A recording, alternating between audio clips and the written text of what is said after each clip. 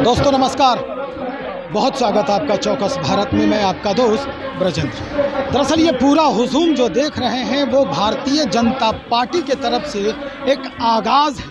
ये आह्वान किया गया है। ये आह्वान जो है वो विधानसभा घेराव का है, और घेराव इस वजह से कि राज्य के जितने भी शिक्षक अभ्यर्थी हैं, या यूँ कहें कि शिक्षा व्यवस्था जो चरमरा गई है, उसके लिए ये आंदोलन आज गांधी मैदान से शुरू हो रहा है।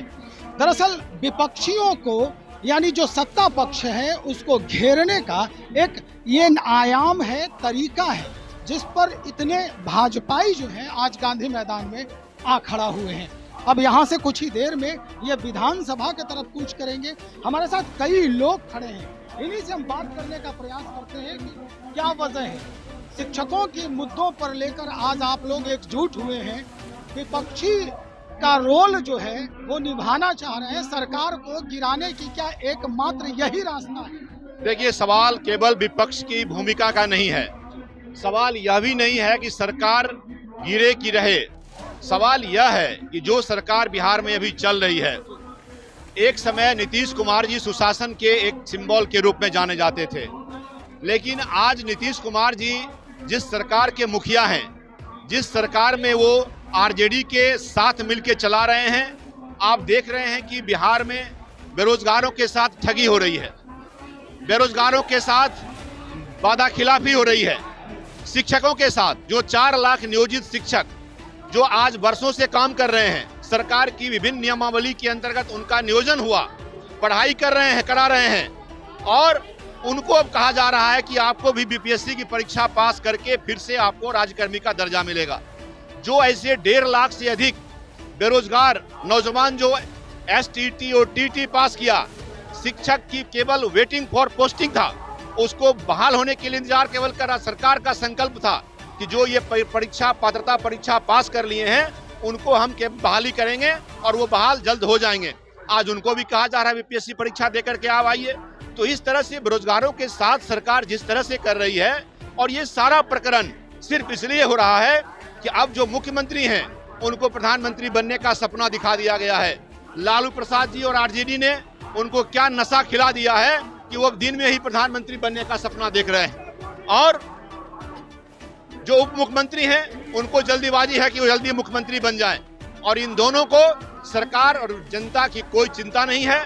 आज उसका परिणाम है कि बिहार में बेरोजगारों के लिए, अपराध की स्थिति जो बढ़ गई है लॉ एंड ऑर्डर के लिए, और तमाम बिहार में कुशासन के जो मुद्दे आज बिहार में देख रहे हैं, जिससे जनता त्राहिमाम कर रहा है। आज भारतीय जनता पार्टी का कार्यकर्ता आज बिहार के हर कोने से, हर जिले से आज पहुंच करके हम अपने प्रदेश अध्यक्ष के नेतृत्व में, अपने पार्टी के नेतृत्व में विधानसभा मार्च करेंगे और सरकार को यह बताने का प्रयास करेंगे कि अगर आपकी नींद नहीं जगी और आप इस चीजों पर ध्यान नहीं दिए तो इससे बड़ा आंदोलन भी आने वाले दिन में भारतीय जनता पार्टी करने के लिए तैयार है।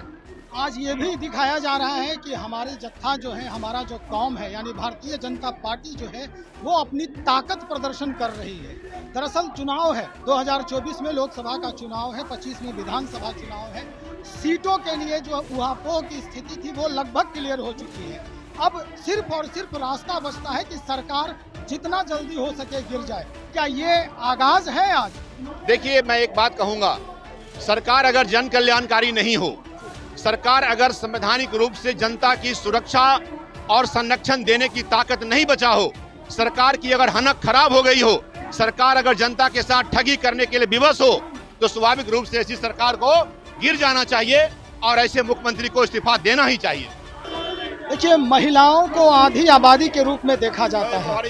इस सरकार में महिलाओं की जो स्थिति रही है, अक्सर ये देखा जाता है महिलाएं भी सड़क पर उतरी हैं कई मुद्दों को लेकर, चाहे वो जीविका दीदी हो या फिर आशा दीदी हो या अन्य संगठन से जो जुड़ी हुई महिलाएं हैं।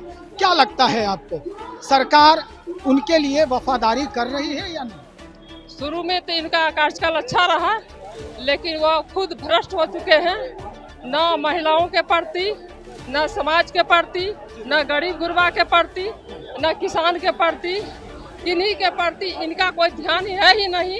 जो वह विकास करेंगे, या भ्रष्ट हो चुके हैं। और जब भ्रष्ट हो जाता है इंसान, उन्हें बुद्धि जब वो भ्रष्ट हो जाती है तो उन्हें अच्छा काम नहीं दिखाई पड़ता है।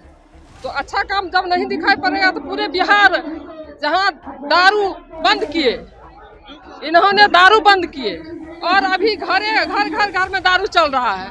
महिलाओं का तो सपोर्ट था नीतीश जी को महिलाओं का लेकर। सपोर्ट था, महिलाओं ने उतर करके रोड पर उतरी थी, विरोध किए थे और महिलाओं को आरक्षण देने का भी काम किए थे। लेकिन आज देखिए, आज चाहे जो क्षेत्र में हो, चाहे टीचर हो या आशा बहू हो या जिन किन्हीं क्षेत्र में हो या पंचायती राज व्यवस्था में हो, इनके तरफ से भ्रष्टाचारी आप देखिएगा तो जिला से लेकर के प्रदेश से लेकर पंचायत तक इनका जो विंग है, इनका भ्रष्ट पदाधिकारी से लेकर सारे लोग भ्रष्ट हैं। सुमित शशांक जी हैं। सुमित जी, क्या लग रहा है, शिक्षकों के कंधों पर बंदूक रख के भाजपा चलाना चाह रही है? बिल्कुल नहीं। यह प्रदेश जो है गौतम बुद्ध और महावीर का प्रदेश है, विक्रमशिला और नालंदा का प्रदेश है। विभिन्न कालखंडों में जिसने पूरे विश्व को शिक्षा का पाठ पढ़ाया, जिसने लोकतंत्र का पाठ पढ़ाया, वो प्रदेश है। आज इसी प्रदेश के बच्चों को दूसरे राज्यों में लेबर की तरीके से जाना पड़ता है। और ये किसके कारण हुआ? ये बड़े भाई छोटे भाई के कारण हुआ। इन लोगों ने जानबूझकर बिहार की शिक्षा को नुकसान किया है। इन लोगों ने जानबूझकर बिहार के शिक्षकों का अपमान किया है। विभिन्न समय अंतराल पे आपने देखा होगा कि नीतीश जी अपने खुले मंच से शिक्षकों को धमका रहे थे, आपने देखा होगा। ये क्या तरीका है? क्या दुनिया में अगर सबसे ज्यादा अगर किसी का सम्मान होता है किसी भी व्यक्ति के द्वारा तो अपने गुरु का होता है। और आज उसी प्रदेश में हमारे बिहार के बच्चों के भविष्य को समाप्त किया जा रहा है। और किसके द्वारा? ये लालू जी और नीतीश जी जैसे लोग हैं, जहां इनके बेटे सिंगापुर की तस्वीर लगाते हैं, पोस्टर लगाते हैं सिंगापुर की तस्वीर लगा के। ये देखने की आवश्यकता है, अपने पिताजी के द्वारा किए गए काले कारनामों की सूची क्यों नहीं लगाते हैं और माफी क्यों नहीं मांगते हैं? ये तो शिक्षा व्यवस्था को और तंदुरुस्त करना चाह रहे हैं, बीपीएससी से लाना चाह रहे हैं ताकि क्रीम निकले लोग। देखिए, मैं आपको बताऊंगा कि बिहार पब्लिक सर्विस कमीशन के एग्जामिनेशन में किस प्रकार से आपने देखा होगा कि प्रश्न पेपर लीक हो जाता है। ये तो स्वयं जो बीपीएससी पूर्व में चली आ रही है उसको तो कंडक्ट कराने में इन लोगों को परेशानी होती है और उसमें भी चोरी होती है। तो जिस परीक्षा के माध्यम से चोरी के द्वारा अगर कोई अधिकारी बनेगा तो उससे आप कैसी प्रतिबद्धता रख सकते हैं कि वो किस प्रकार का अधिकारी होगा? परंतु इसके बाद भी मैं बोलूँगा, ये जो शिक्षक अभ्यर्थी हैं, इन्होंने लगभग 2-3 एग्जाम दे करके शिक्षक बनने की रेस में आगे बढ़े। तो इन लोगों के साथ जिस प्रकार से दोयम दर्जे का व्यवहार हो रहा है, टीचर ट्रेनिंग प्रोग्राम के माध्यम से क्रमिक कालखंडों में और क्रमिक समय अंतराल पर, क्या इनके अंदर शिक्षण के जो गुण हैं उनको डेवलप नहीं किया जा सकता है? क्या क्यों मारा पीटा जाता है हमारे बिहार के बच्चों को? चलिए, बहुत शुक्रिया जानकारी देने के लिए। तो आज जिस तरह का हुजूम देखा जा रहा है गांधी मैदान में भारतीय जनता पार्टी के तरफ से, ये हुजूम जो है वो काफ़ी मायने रखता है एक विपक्षी के रूप में। और ये विपक्षी जो है अब विधानसभा मार्च करने के चक्कर में है, गांधी मैदान से सीधे विधानसभा पहुंचेंगे, घेराव करेंगे और सरकार को घेरते दिख सकते हैं। हालांकि अब विधानसभा पहुंचने के क्रम में कई बाधाएं इनको आ सकती है। डाक बंगला चौराहा है, इनकम टैक्स है, कहीं भी इनको रोका जा सकता है क्योंकि प्रशासनिक व्यवस्था भी चुस्त दुरुस्त कर दी गई है। देखते हैं क्या कुछ होता है, क्या ये लोग विधानसभा पहुंचते हैं, कार्यवाही रोकने का जो इनका मनसा है उसमें पूरा होते हैं या नहीं। बने रहें आप हमारे साथ, बहुत शुक्रिया आपका।